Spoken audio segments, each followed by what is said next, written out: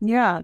So, today I really want to focus on hormones because I've had another podcast about testosterone. I know it's an important topic. I know we could talk about so many things, but I want to give people a little bit more, kind of dialed in information about how, for you, where did testosterone come into play, and how were you able to manage your level to the point where you have excellent testosterone level, even though you're not taking testosterone replacement, right? Which is very impressive. And that's something a lot of people may be interested. They want to enhance their testosterone naturally, but they have no idea how. And a lot of doctors don't know exactly how either. So they're prescribing just, injections or cream or a pellet.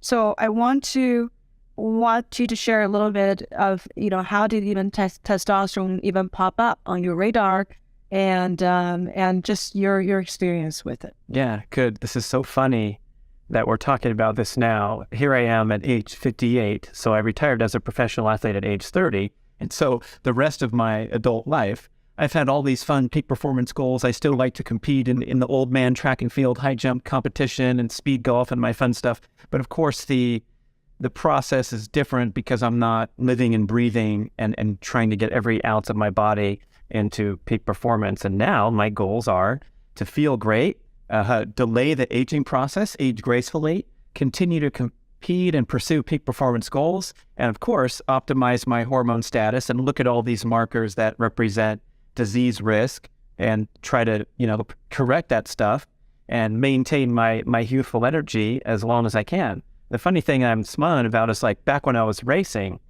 we're competing in these sports that have drug testing, as you're familiar with in the Olympics, and, athletes can get a massive advantage by doping. Mm-hmm. And in the endurance sports, it was doping with EPO, the red blood cell making drug, as well as taking extra testosterone.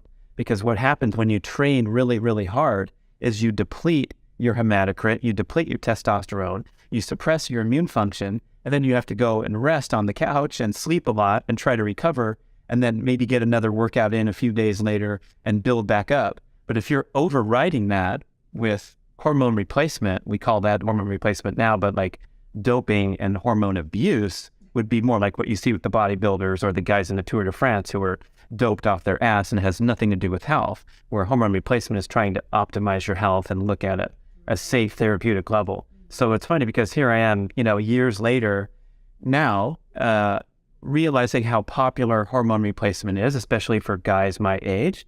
And I haven't never tried it. I'm completely open to the subject. I have people that I really respect that are 100% in all the way, and they think it's great and it's fantastic.